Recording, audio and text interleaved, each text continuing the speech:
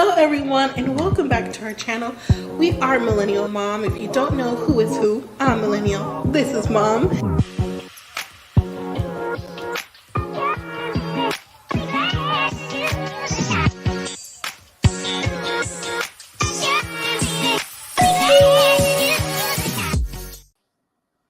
Hello everyone and welcome back to our channel. If you're new here, I'm Mom or Kay from Millennial Mom. And today we're going to talk about 90 Day Fiancé, The Other Way, Season 5, Episode 4, or Season 4, Episode 5, Lies Have No Legs. So before I begin, please, if you haven't already, don't forget to hit that like button. Feel free to leave your comments or join me on the screen or not. Don't forget to hit that subscribe button if you haven't already joined the family. And if you like, please share the video. Let others know about Millennial Mom, even though Millennial is doing her thing. She's in her master's program right now, but she'll be joining not this 90 Day Fiancé, but Married at First Sight as the show progresses. So when time permits for her, but it is still Millennial Mom, so you just have to put up with me for a little while. If that's okay, I hope that it is. So I hope everyone is doing well. And we'll get started in a few moments. We'll see who's in the chat. And hello to everyone on the replay. So hello, Dolores. How are you today? And anybody else that's on the replay joining? I hope that everybody's doing well and the weather's cooperating. I know that weather's come through for everybody, so hopefully the weather's cooperating. We are supposed to finally hit like 70 plus later this week, which I am so happy because, listen, it's been 50 degrees for a while. And listen, anything under 70, really, let's say 69 is cold in the desert. I know I say it all the time, but it's just for you all to know what's going on here out west and with Millennial Mom. So I hope that's okay to share a little bit of details. Like I said, hopefully everyone is doing okay. Now, hopefully you all got a chance to watch 90 Day the Other Way, the actual show, or Pillow Talk. I know sometimes you watch Pillow Talk, if you get a chance to catch it. It's a more shortened version. You get to see the other couples that have been on 90 Day before, whichever franchise they were on, give their comments about it. And I actually like watching that just a little better than the show, but you don't get to see everything that happens on the show. So I kind of like watch them both to get the perspective of what's going on. So you did, Marcus? Okay, thank you so much. I'll check it. Matter of fact, I'll check it right now. Let me see what's going on. So again, hopefully everyone is doing fine. Let me check this DM really quick. And let me go from there. Let's see on Instagram.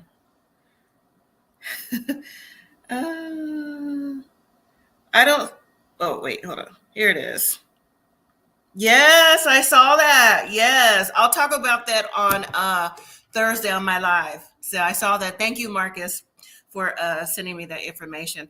All right, everyone. So let's just get started with the show. Let me drop the invite for anybody who would like to come on instead of just being in the regular comments. Again, if you do choose to click that link that dropped for StreamYard, it gives you an option of turning your camera off so you don't have to show your face if that's not what you want to do, but you can like talk to me and others directly, or you could just stay in the chat. So it's up to you. If not, that's fine. So we'll just move on. All right. So last night's episode picks back up with Jen and Rishi going to talk to Rishi's family. Now, let me just do a quick overview. Hi, Sharon. How are you? Let me just do a quick overview before I get into certain details. The more and more that I'm watching this season of 90 Day the Other Way, the more and more I am not feeling a few couples. And the main couple is, for me, Nicole and Mahmoud, because it's just awkward. I mean, I was watching the show last night, and before they even got to the dinner part, what we'll get to with his friends, I was just like, just the cultural, unawareness that she has of being like, well, you know, I'm from America and this is what we do, and how come I can't do that? It's exhausting and it's very worrisome because she's giving, like, in my opinion, she's in Egypt trying to, you know, not follow the traditions that Mahmoud follows. And it could like get maybe him in trouble, the family in trouble, and things like that. So it's very worrisome when it comes for me when I'm watching it. What do y'all think in the chat? And then also to Kris and Jeymi. I'm very concerned with Kris and Jeymi as well. I think that maybe Kris's medical conditions, she didn't disclose them to Jeymi the way that maybe she should have, because just the way that Jeymi reacted to in her confessionals when she's discussing what's going on with Kris, that's concerning as well for that couple. And then also too, Jenna Rishi, yes, but she ought to know better than that anyways. I think that's just on her. She knew about the arranged marriage thing going in. So to me, like I said, that's on her in my opinion.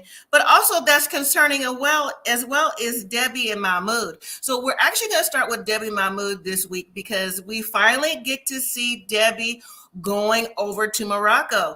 And that's one thing that we've been waiting really since the show started, because all the couples have been there for at least 2 pushing 3 weeks now. This is episode 5.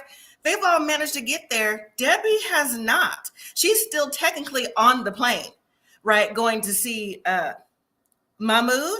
So what I'm getting from that now, y'all give me your comments or your suggestions or your thoughts, or your opinions, I should say, that maybe she's going to discover something about Mahmoud and not going to be there very long, because it's very odd for Debbie to come like weeks after the other couples are already starting to met their significant others and starting to settle in. So I think that's very interesting about that.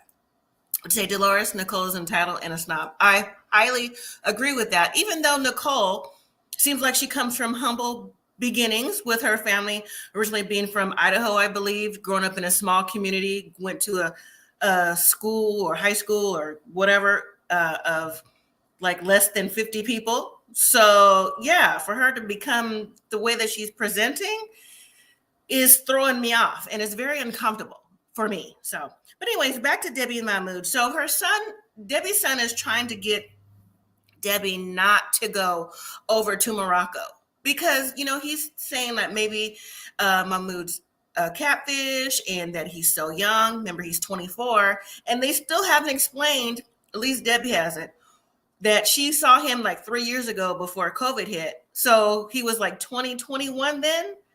You know, that was still a little young. She didn't think that was a little suspicious. But see, Debbie's eyes she got the wool over her eyes because, you know, she says that, you know, because they connect on poetry and artistry and just the love of that particular lifestyle, like the free spirit lifestyle, that, you know, she doesn't see anything wrong with it. But the son, you know, even though he's a police officer or in the police field, he doesn't have to use his intuition with the force that, oh, he might be catfishing or might be something else going on. I mean, it's obvious.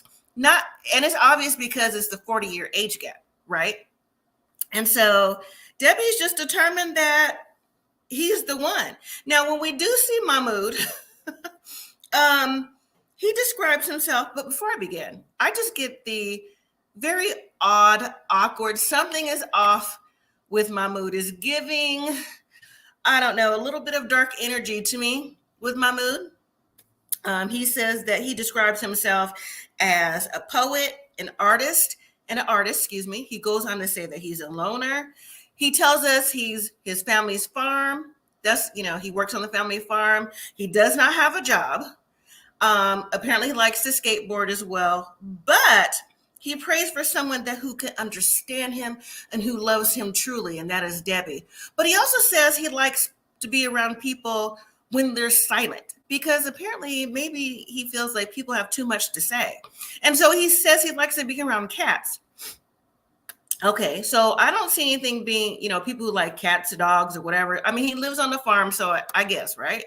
And so, but the way he's holding the kitten in the preview, that kitten is just like staring back. Usually kittens are more rambunctious, whether you've been around kittens or just seen them on TV or just around or someone else had them. They're more rambunctious, but that kitten seemed to be like in a trance, right? The kitten was just kind of like looking at him. And I'm like, what is going on here, right? And Mahmoud said, that's what I like. I like it when things are just silent and quiet. I'm like, oh, okay. Well, guess what? Debbie isn't quiet. And I don't know how often that Mahmoud and Debbie chit chats, but from what we've seen, Debbie, her lead up to go to Morocco, that's all she has done is being chit chatty, right? So I don't understand like where he gets the quiet thing from. So, yes. Well, I mean, there's also another bombshell that Debbie's going to find out too. That even though he feels that him and Debbie are on the same level somehow, that he doesn't want to be married.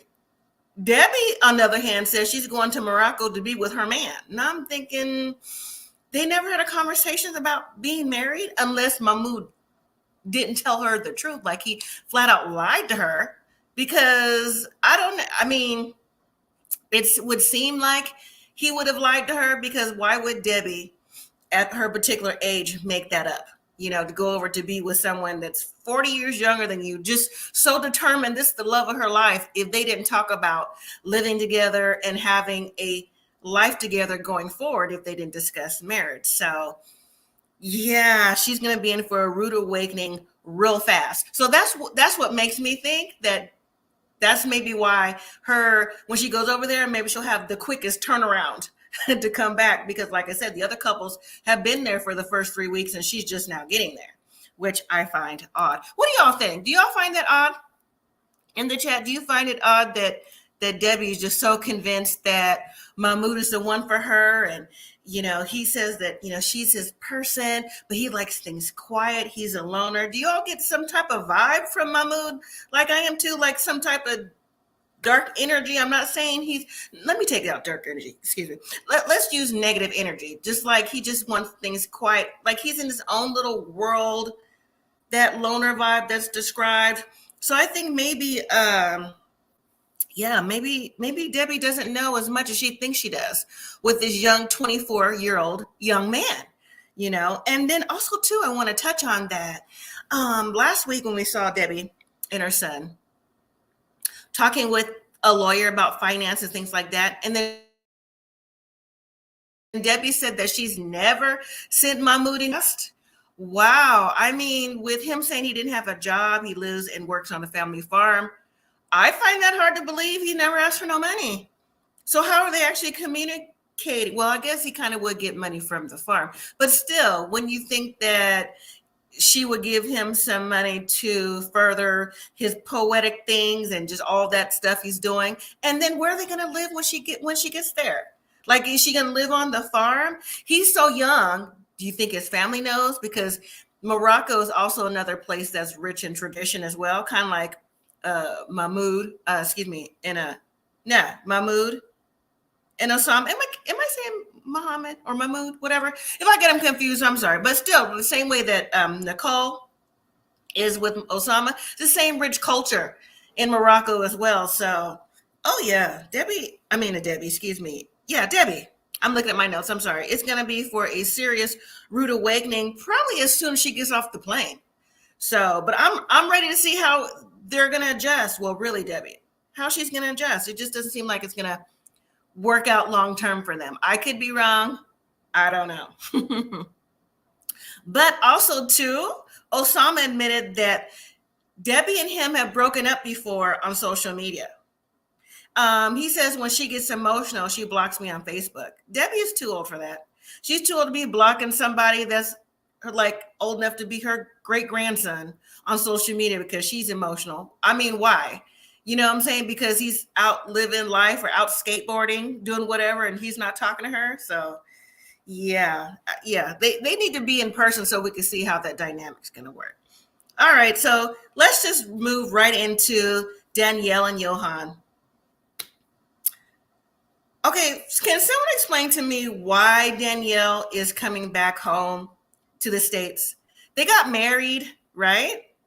But yet later in the conversation, and I'll touch on everything else they talked about, she was saying that she got to find the apartment first for somewhere for her to live because she's got to come back home to the United States. I thought that was the whole point of her getting married in the Dominican, telling Johan that, listen, I know you want to come to America, but I want to live in the Dominican for right now till I get everything together. I want a much more relaxed life.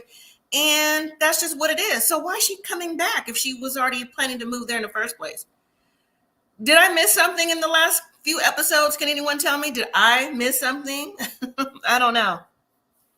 But Danielle, this episode was a little telling about their relationship as well, not just with her going back to United States after just coming over, but Danielle has a friend, that is happened to be in Dominican as well. Maybe on vacation, maybe she has family there.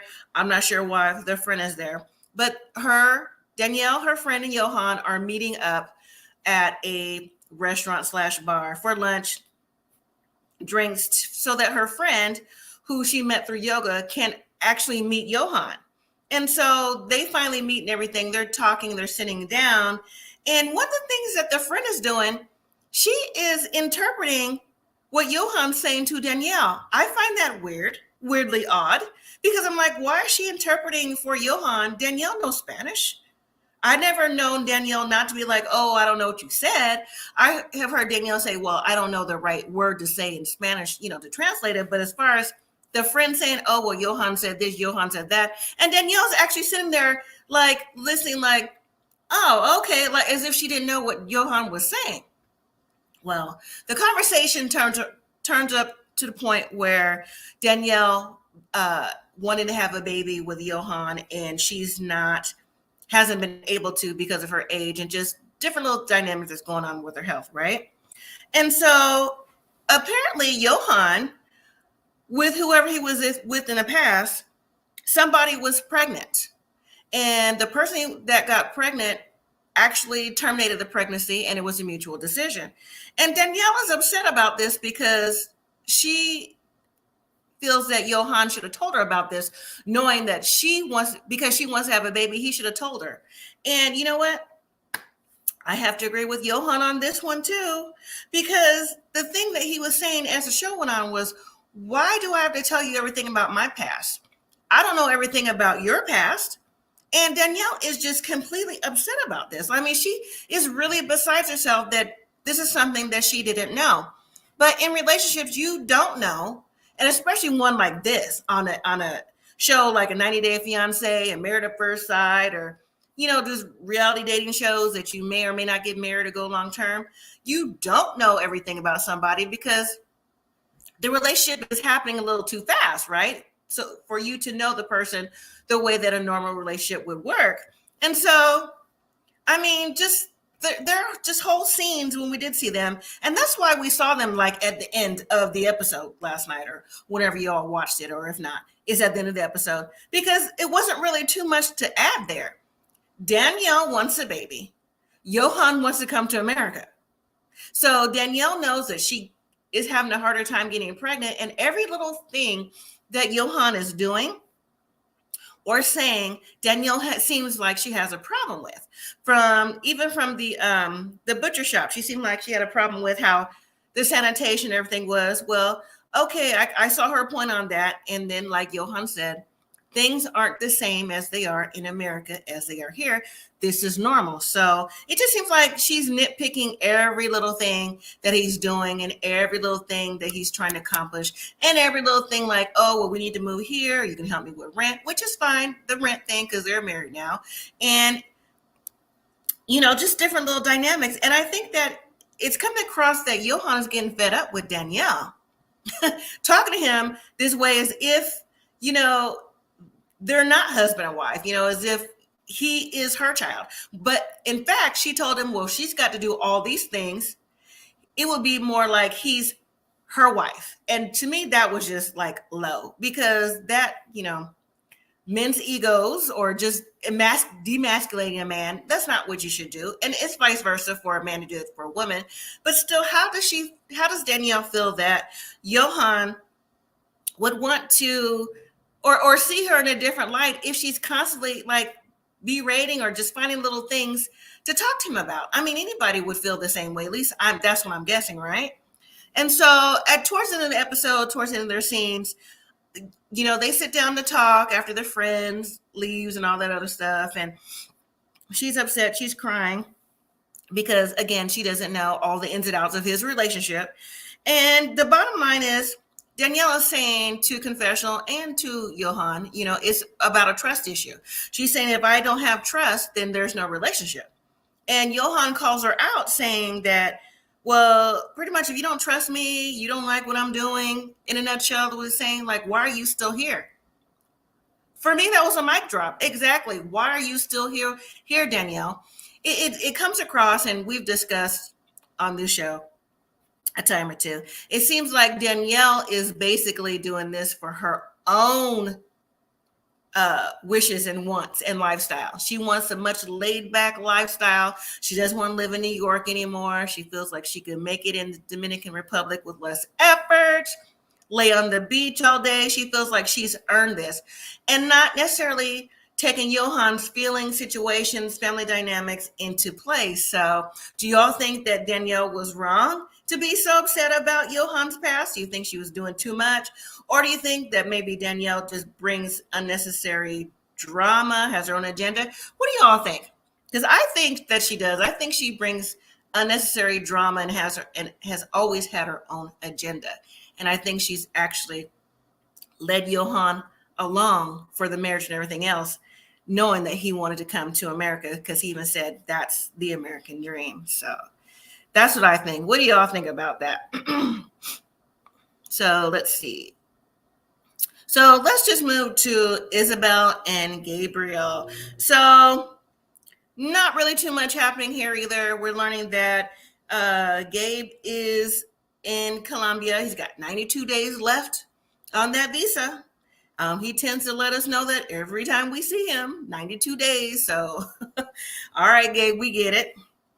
So he still hasn't met Isabel's family. They're still talking about it. I guess they're still planning it out. And hopefully before the end of the season, we can see Gabe, Isabel, and her family meet and see the outcome of everything that's going on with them learning about Gabe's status.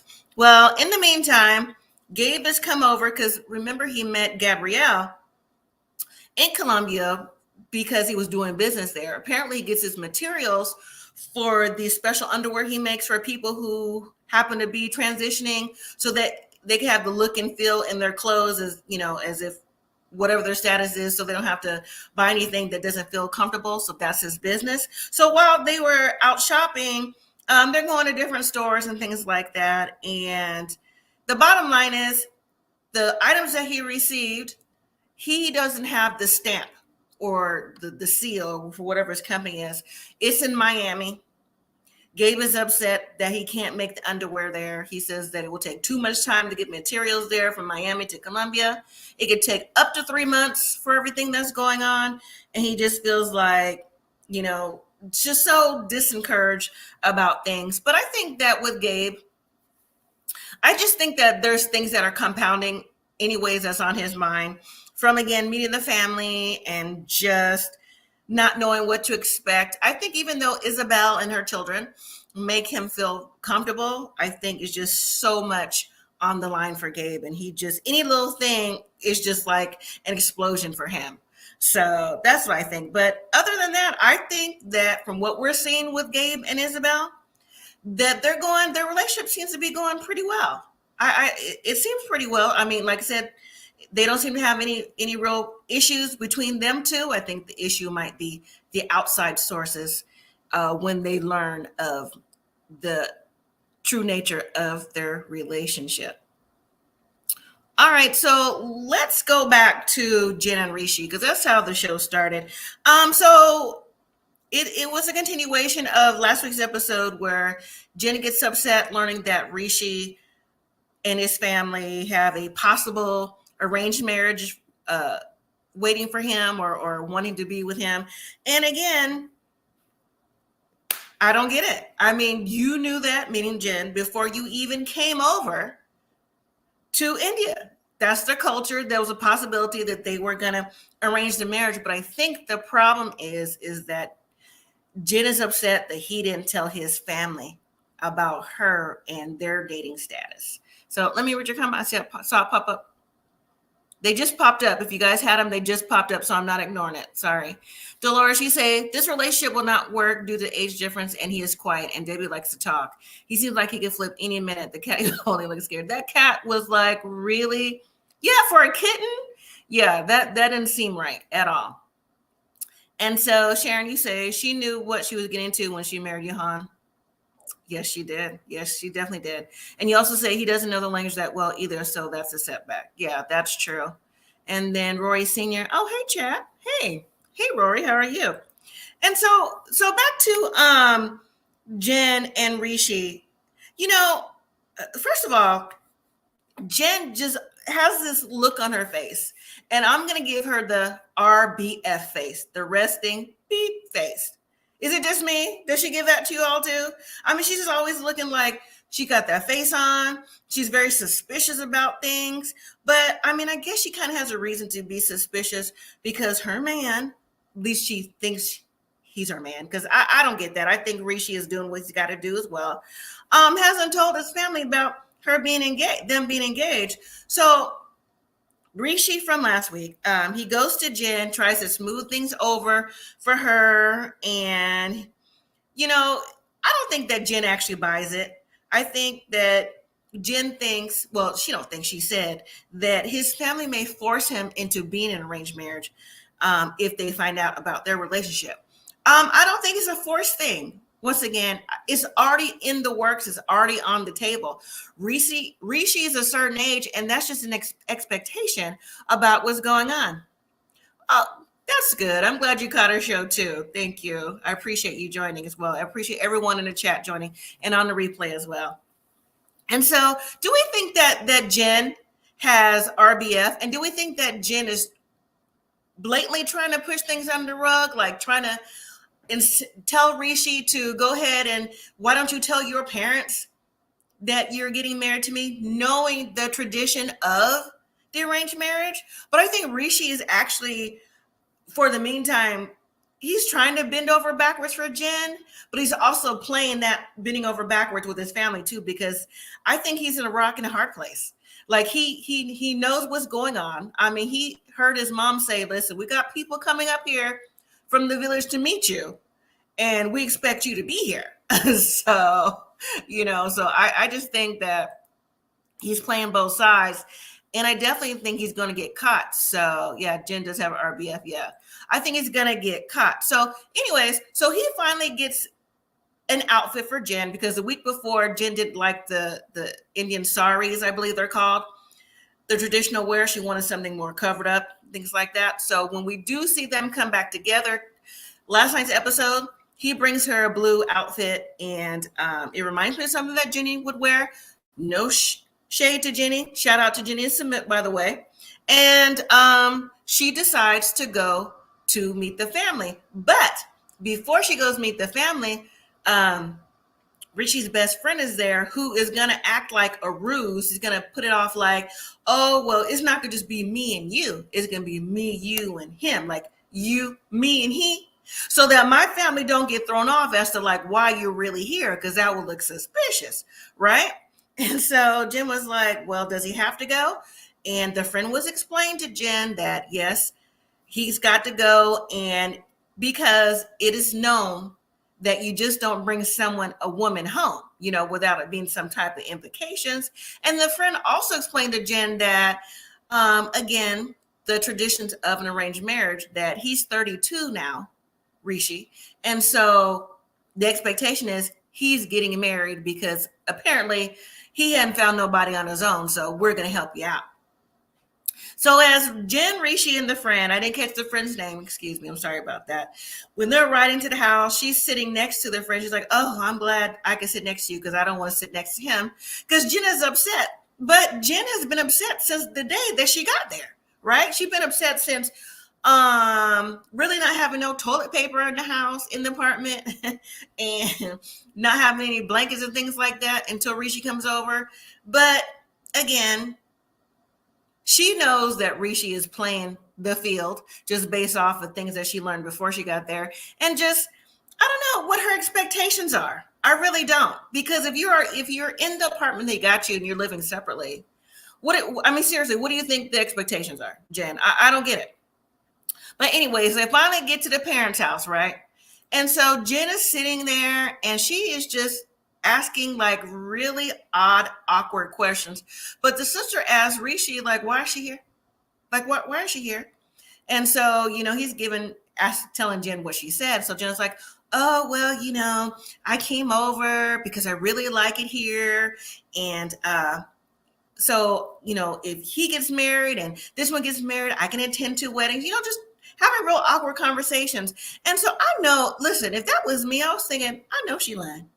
If that was me, it didn't even sound real. It didn't even feel real. And Jen's RBF face didn't make it appear real at all, right? I mean, what is really going on? And so, but one thing that the uncle said though, was that, yeah, we tried to get him married before, but now we're really for someone now. But people that have come up, they were either short or uneducated. They weren't a right fit. Now, Jen is the same height as Rishi, but there's just one issue. Jen is not what they're looking for. She's not an Indian lady, and they want Rishi to marry traditionally, right? And so Jen is just, again, it was just really awkward. Do y'all think it was awkward? Would you have been convinced of the things that she was saying and how it was being translated? Because I don't get it. It's hard for me to watch this and really believe if they mean what they say, because I just don't know. Well, Rishi, he kind of actually gets caught at the same time when the conversation is being sent back to Jen, translated back to Jen, because Jen is like, again, up in arms because she's just now learning that, oh, their arranged marriage is there. So like, what's going on? Are you ready backstage?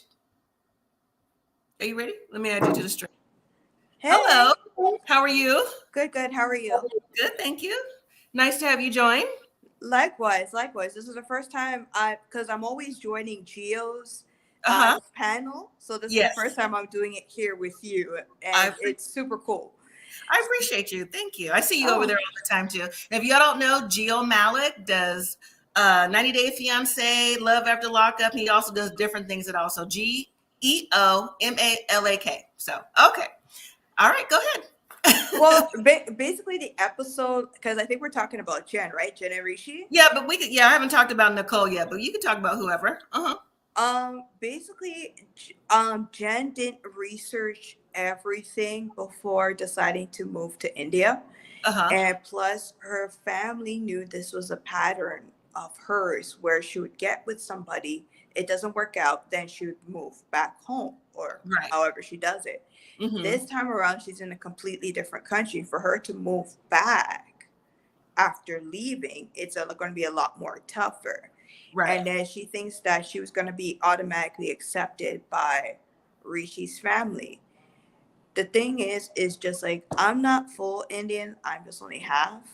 Okay. But a lot of the parents, because I had one of my best friends was Indian that I went to college with. Okay. What she told me is just like, with her family, it's just like, because she wasn't dating anybody, they were more focused on her going to school. But with the guys, they want the men to be able to find a young wife that's educated in whatever field, like engineering, accounting, whatever, and just be able to give them grandkids. And the thing is that Rishi knew about this whole thing. Instead of him saying to Jen, hey, this is a situation that's going on. Like, my family wants me to marry a traditional Indian girl. Like, I love you, but the thing is, this is a sticky situation. Like, I don't want you to move down here, and then I have to, like we have to go through different hurdles, right? It's up to you if you want to stay or you want to leave, right? Not let her come all the way down here. Put her in a prison-like apartment, because that apartment looked like a prison. Clean and sinkhole, and sinkhole with no heat, no blankets, no nothing. Right. Put her there because Rishi's plan was to go along with his family with the arranged marriage, but have Jen on the side in that really bad apartment, because I think he picked that apartment badly. That bad apartment purposely to keep her there, right? Because he wanted to keep Jen as a kept woman, but he'll still do his traditional family stuff, right? And also at the same time is like we don't know nothing about Rishi's background, like absolutely nothing. True. Like we don't know nothing about it. All we know, he said he claims like, I'm a model and I look like the Indian Jesus. I'm sorry, no, you don't. He did say that. Yeah, because the thing is he's all about just yoga and everything else. And if he gets modeling gigs, because to be really honest, he doesn't really care for Jen as much as he claims. He just want to have a kept woman there, and then he could just go through the normal traditional stuff with his family.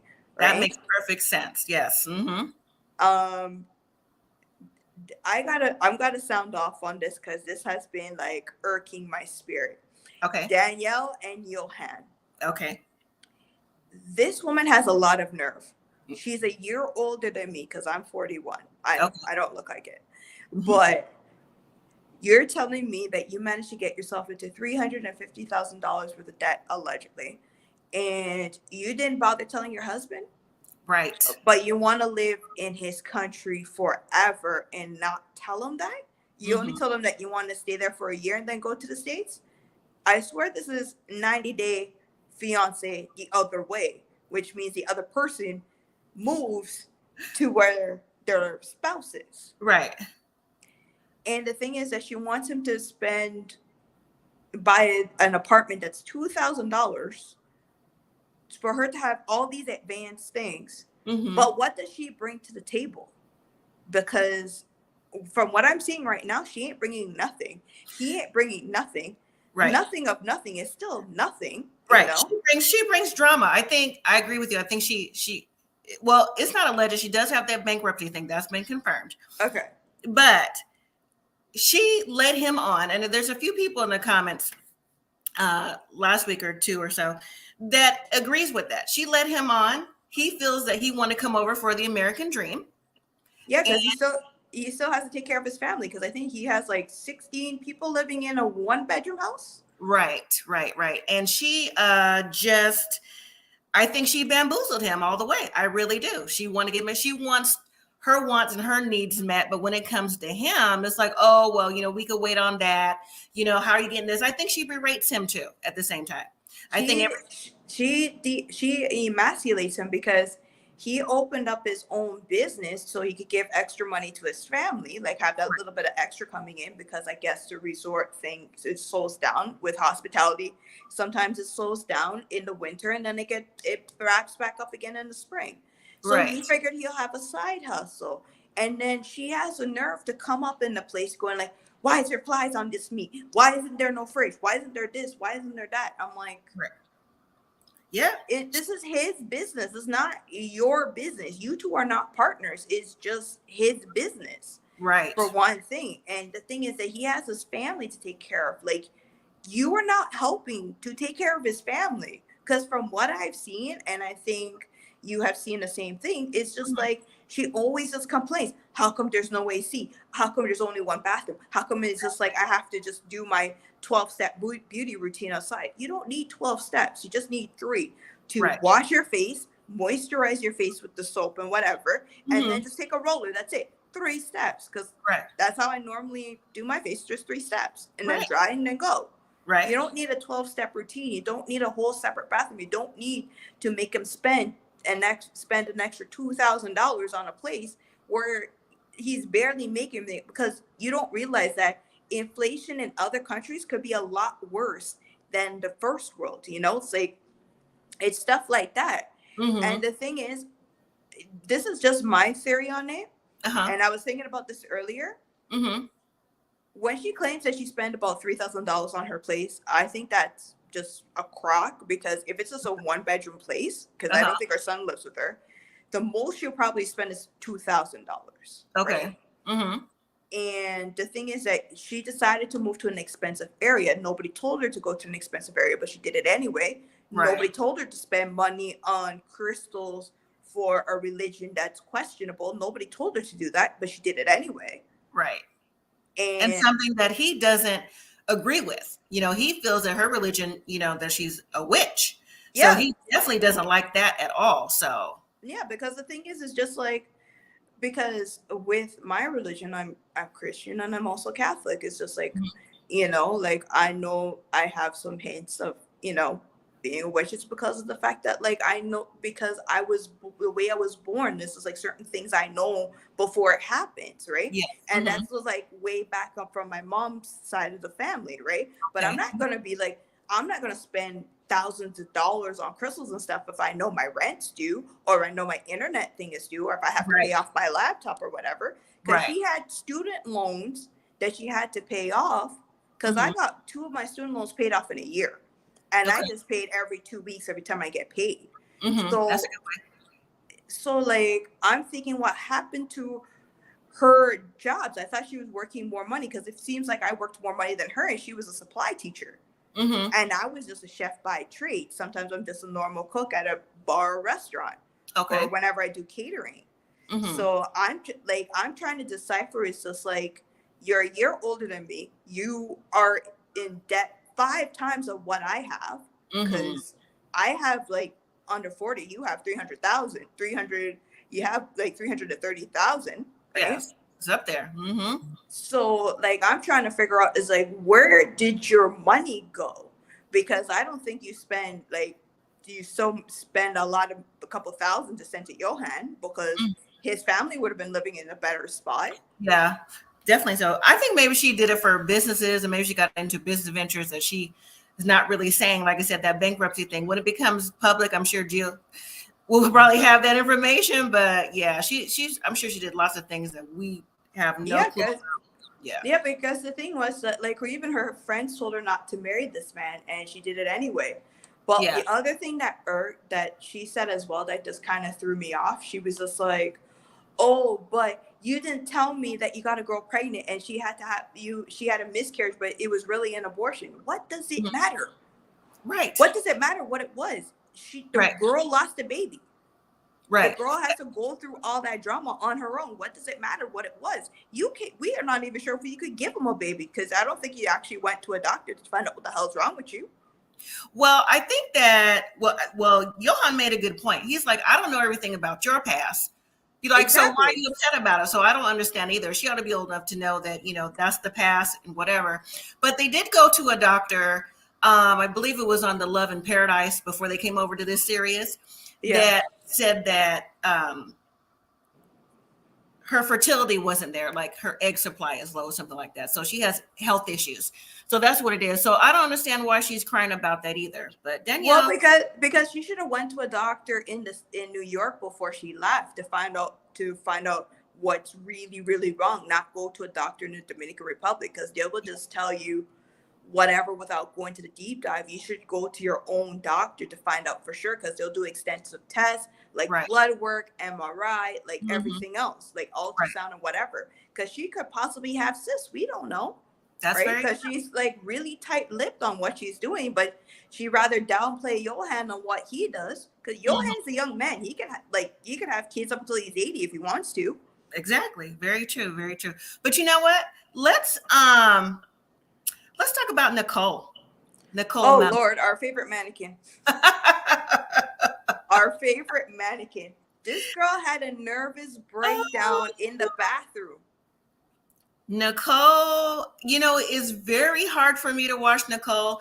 And when it's hard for me to watch someone on these shows that I review, it's hard for me to say things that's positive about Nicole. You know what I'm saying? I don't want to always have to feel like I'm bashing somebody, because that's not cool to me. But no. I don't have anything positive to say about Nicole. Sorry, everybody. I really don't either, because with Nicole, it's always one thing or another. Right. Because she never researched her husband's religion. She just blindly, converted to the religion. Didn't even tell her family until when she's leaving.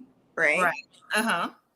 We don't even know the first time what's the real reason why she left Egypt the first time. She said it was because of the clothes, but I think it was more something else. I have just had that weird gut feeling it was something deeper why she left. I think it's obvious for me. It's obvious that it's more than the clothes because the traditions, like she said, oh well, the things I left in Egypt are still waiting for me. Right. So the things, the clothes, the how you have to be in the public, how his religion views women, none of that is going away just because you're American. Exactly.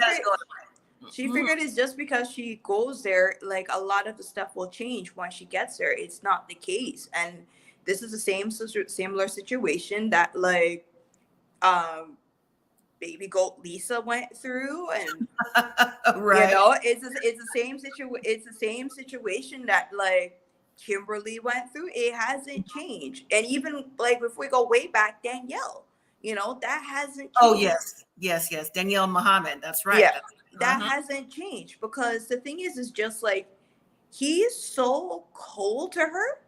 She's crying and he's just like, love, it's okay. And he's petting her arm. I'm like, why are you petting her like a cat? I thought this woman is your wife. Why don't you hug her or something? Why don't you just like at least kiss her on the forehead? Y'all are married. Mahmoud is just as, but not as intense, robotic as Nicole. Nicole is just straight gift robotic. Mahmoud is robotic too. Now, I'm not sure he's robotic based off of Nicole's behavior because he doesn't want her to run. Because last week's episode, when he's sitting around with the family, he's like, oh, well, maybe I'll take her passport this time so she won't leave.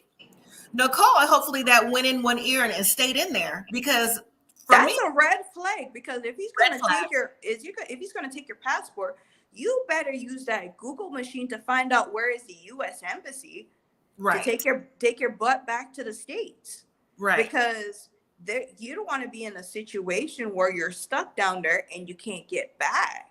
Because look what happened with Brittany Grimer. She was stuck in Russia for a long time. Oh yeah, that's and right. It took forever for President Biden to let her come back. So Nicole has to be careful, because if homeboy's going to take her passport, either burn her passport, tear up her passport, shred her passport, whatever, because you know that could happen.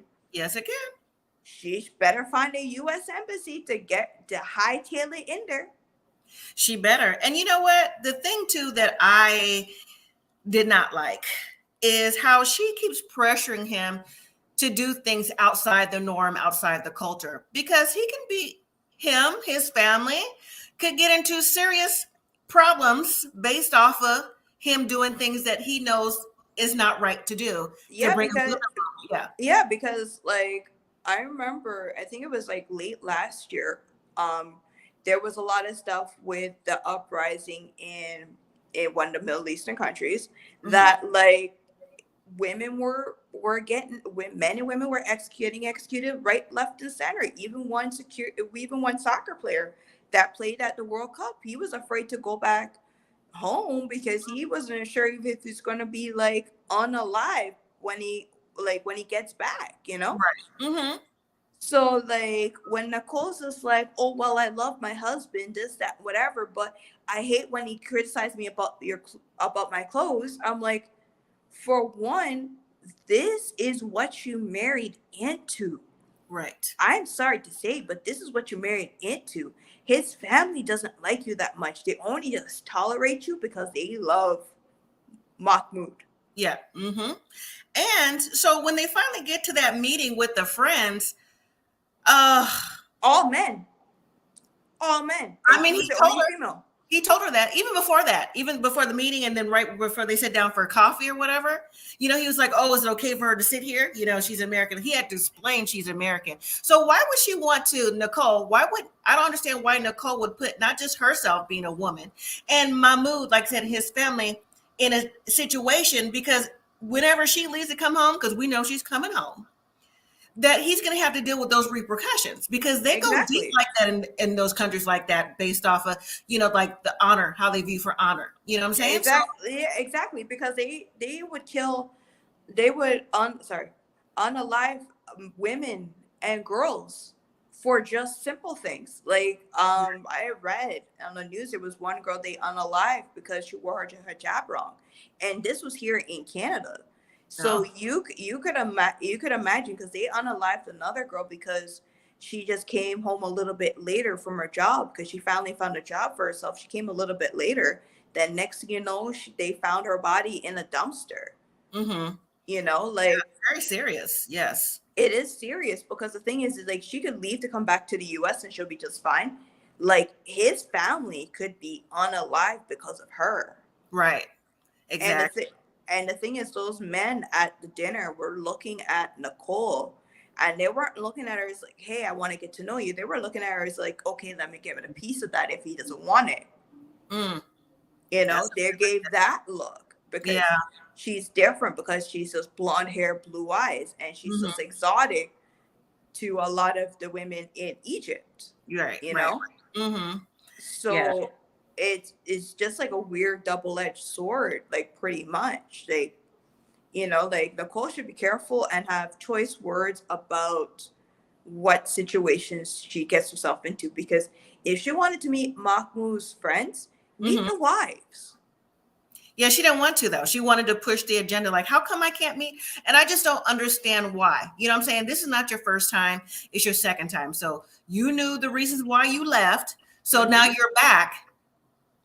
You got to go with the customs. The sister-in-law said, well, you could go out with me. You could go buy some vegetables with me last week. Yeah, like, you go, like, you could go for like coffee or something with the sister-in-law, and baby the mother if she's up for it, or go for tea or whatever, you know? Right. But it's just like Nicole is thinking like she's back in Idaho, either Idaho or California. Idaho. Well, she's from Idaho, California. She lived, yeah. She's thinking that she's back in California, where she could just go out with anybody. But the thing is, countries like that, you don't. The men only go out strictly with the men for a reason, and the women go out strictly for the women for a reason. They don't mix. Right. Like, they don't even mix in the mosque. Like, the mosque, the men are on one separate side, the women are on another separate side. They meet back when they're about to leave. So, like, with her, she's gonna get him in a situation that it's gonna be really, really bad, real quick. Yeah. And then she'll force to leave Egypt for like the second time. Yeah, I agree. So, real quick, what do you think about, because I'm about to wrap this up in a minute. What do you think about Debbie and Osama, the older lady and the 24-year-old? Debbie is, I mean, he gives me a dark vibe. He definitely gives me dark energy, like I said before. I don't know if you were on. Even the cat he was holding was terrified of him. Yeah, that says a lot. The cat that he was holding, because he's like, oh, I'm a cat man. And the cat he was holding looked petrified. Yeah. And, kittens are rambunctious. Yeah. They're a bit more rambunctious. And one telling thing he said was he don't have a job and he wasn't planning on getting married to Debbie, versus Debbie thinks that she's getting married. And I noticed something too. All the other couples have been the other way for at least 3 weeks now. Yeah. Debbie is just now on the plane. So that leads me to believe that Debbie's going to be coming home or doing something before everybody else. Because, I mean, it doesn't seem like her time on the show is going to be very long, based off of him being young, being a loner, his energy, and just the things that Debbie... No, because the thing is that his look and his demeanor just showed something a little bit different. And then plus, because the cameraman on TLC zoomed in on his left side, and we saw the inside of his mouth. And I'm thinking to myself, it's just like, did something happen when he was younger? Why his teeth are so completely off? Right? But also at the same time, I think Debbie has been sending him money on the low. Oh, yeah, I think so. And he probably convinced her to let him open an account with both of their names in it. So he could have more access to her money. And she was willing to do it, because she was about to bring all her jewelry down there. Literally, the son had to stop her, going like, what are you doing? Why are you bringing all your jewelry with you? And she's like, well, I need all my jewelry and stuff. The son's like, no, like, leave some stuff here.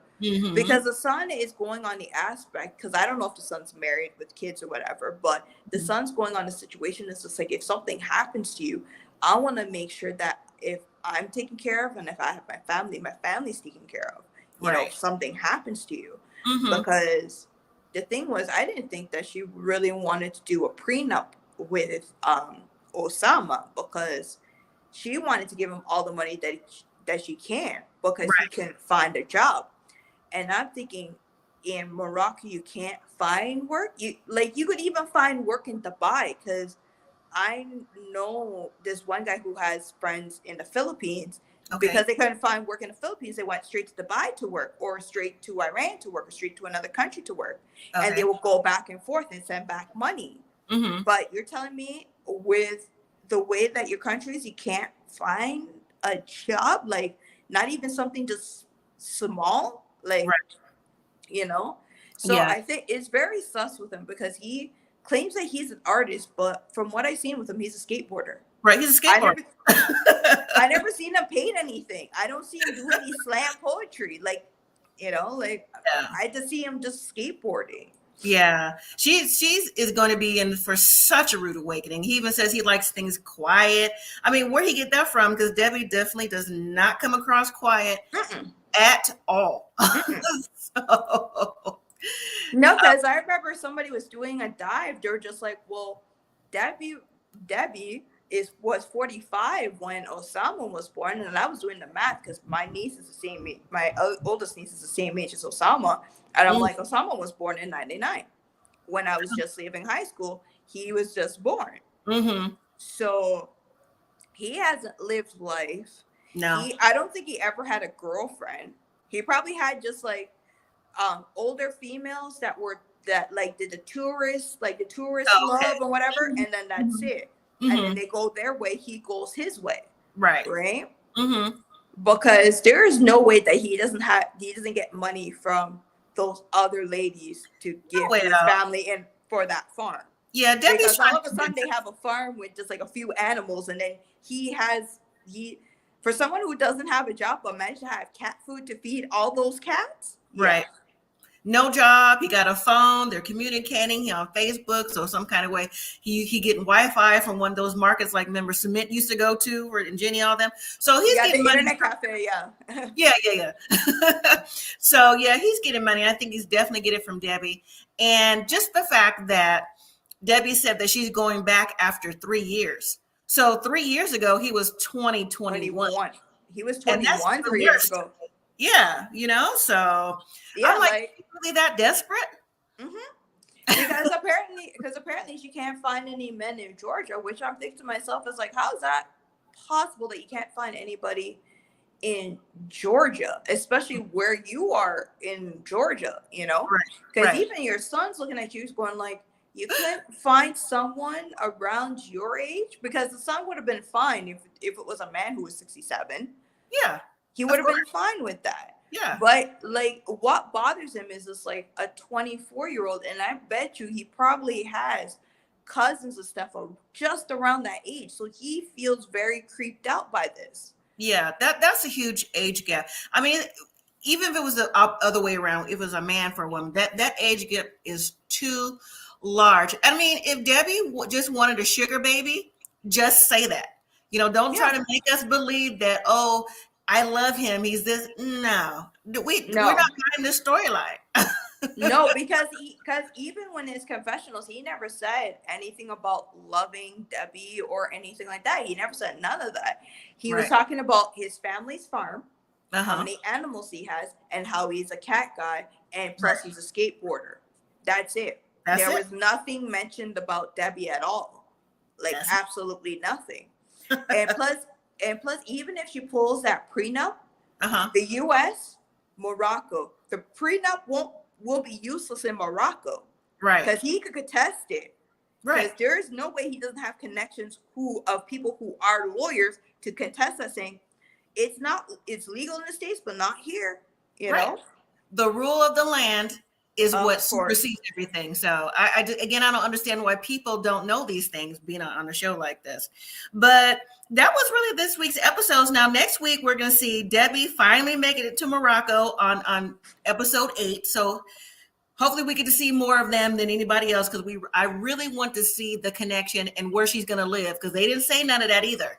Because he's his family farm. So where's she staying at? Exactly. Because the thing is just like, I don't think she'll pull out money to stay at an Airbnb, because she's like probably really tight on her finances, that they wouldn't do an Airbnb. and plus also is like where they're gonna live, where he's gonna work. Like she probably can't work for a while. Yeah. So how is he gonna support them? Because I know her social assistance from the US to there, it's only good for so much because probably the currency between the US dollars and Moroccan dollars is not a whole lot, you know. Well, if you with Jenny, if you mention that you're going over to live, your Social Security benefits stop.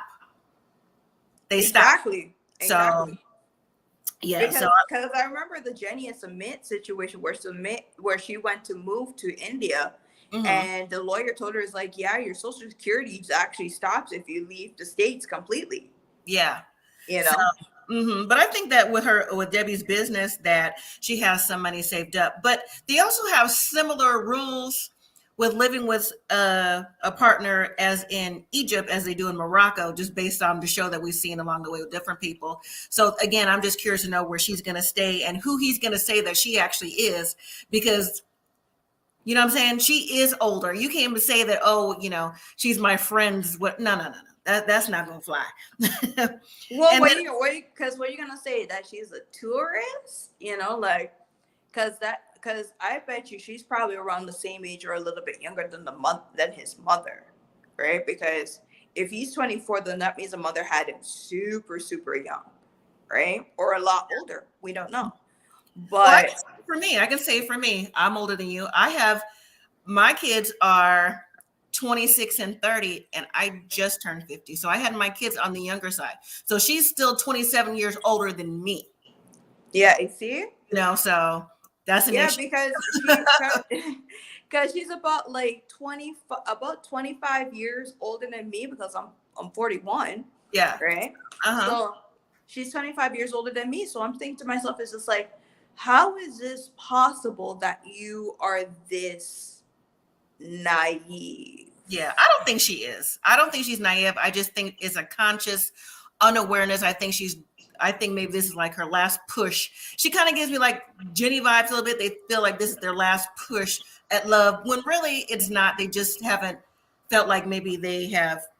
I think in the States, I think it's a sugar baby, sugar mama situation. Yeah, I definitely think that too as well. Also, next week, Isabel and Gabe are going to talk to someone. I don't know if they're in the medical field or whatever, about having the full surgery to be a complete man. Now, I didn't realize. I thought Gabe was already had the surgery. I think from what I've heard, I think he probably just had the top done. Because okay. I worked with a guy who was transgender, went from female to male, right? Okay. She just got approved for the top half. Okay. To get the top part done. Okay. I don't know if he will get the bottom done. Okay. Right? Mm-hmm. But he just got approved for the top. And the thing is, it's just like, it's a more complex process to get like the bottom done, because I remember with I Am Jazz, where she transgendered from male to female. She got her top done, but it took a long time for her to get her bottom done. And then she got it done the first time. And then she ended up having an infection and then had to go get everything redone again. So with Gabe, it probably will be a more complex situation. And if you're going to do it in another country, the key thing you got to worry about is like staph infection or any other infections, because there's no guarantee that whichever hospital you are at, like the instruments will be clean or not, or sanitized. Yeah. You don't know. Yeah, and probably to the recovery time too. I didn't think about that. The recovery time from the top to the bottom and vice versa. It's probably a long time to make sure everything is where it's supposed to be and healed properly. Exactly. Like that. So. Because I think they should be more. Yes, be concerned about the surgery, but you should be more concerned about actually telling her parents, right, who you are. Right. He should have had the parents on a video call and at least kind of ease them into the situations for them to have something to think about before he moved all the way down there. That's a good idea. Yeah, he should have did that. And I'm hoping we get to see the meeting with the parents, before the end of the season, because TLC tends to do that. We have us wait to the end of the season, then we're left on a cliffhanger till. Yeah, because I remember with Kenny and Armando, it took near the end of that season to finally meet his parents, and he tell his parents that he's out and he's meeting Kenny. He's marrying Kenny. That's right. And then we also have Kris telling Jeymi she's gonna have to come back home to Alabama to do surgery. She didn't say. She just said there's a reason why she may have to come back, but I think it probably is to have surgery. It is a surgery because for someone like myself who has all my medical illnesses and everything else, potential partner, I would tell them from the very beginning, and it would be up to them if they accept it or not. Right. But the thing about Kris, though, apparently she didn't tell Jeymi many things about her, not about her neck situation, her back situation. The only thing she knew about was her narcolepsy. And I think that their relationship was still too young and too fresh. And there was a lot of ghosting going on Kris's part and different little situations going on. So something about something in milk isn't clean with them. So I think there's a lot of things that's, they're still there's a lot of things that seem really, really off with them, because the thing is just like Kris only has 30 days. She got 30 days away from her job before she has to go back. And then once Jeymi goes back to work, what's Kris gonna do? Because she's gonna be in the apartment by herself all the time because Kris has to work, right? And then at the same time, Kris can't work anywhere because we don't know how her surgery and everything else will come about with her neck, her back, and stuff like that. Because the thing is like I've seen in person someone that I'm close to actually had to have that neck surgery because she got hit by a car when she was on her bike, and she had to have that apparatus on her head. Yeah. And plus how she dropped a lot of weight and everything else. There was times she was trying to get out of bed and she would fall. Yeah. Like, I would hear her saying that she's like, yeah, I fell and stuff like that. And I would see the bruises on her from when she fell. And with that thing screwed on your head, it's super heavy where if you make the wrong movement, like, you tip over. You tip over. And then with Kris, because I don't know how you guys have your system in the States when it comes to Medicare and everything else. I only know for Canada because we do have whole hip here and everything else. Right. But if you have to have major surgery, you could get that done. But the thing is, it's just a longer wait. With Kris, on the other hand, she knew that she had these injuries for over 20 years. She should have got this taken care of way before now. Oh, yes. Because now your spine is in a bad way that it can't be fixable. It could be fixable with surgery, but it's like the recovery time will be bad. And you can't do the surgery in Colombia because they don't have all the advanced equipment to be able to. And I think she knows that too. And I think that's part of the reason why we don't know the true ins and outs of the relationship. And then once she gets that thing apparatus on her head, she's going to have to be bedridden for a while. And you can't do that and the back at the same time. So it's one, heal, see how that goes. And then you do your back. Then you do your back. You can't do them both at the same time. Right. Because the thing is, if she does her neck, she would have to do physio. And then the physio would, at the same time, she would be able to get most of the massages and everything else to kind of loosen up everything and whatever. And then they'll probably do the massages and stuff on her back. So at least her spine is a little aligned for the time being. Yeah. Right. Yeah. But also it's just like with Kris, there's something really, really off with her. I can't put my finger on it right now, but there's something really, really off. Yeah. Because when she told Jeymi that she got her first knife at 8 years old, I'm like, I got my She-Ra costume and everything else at around 8.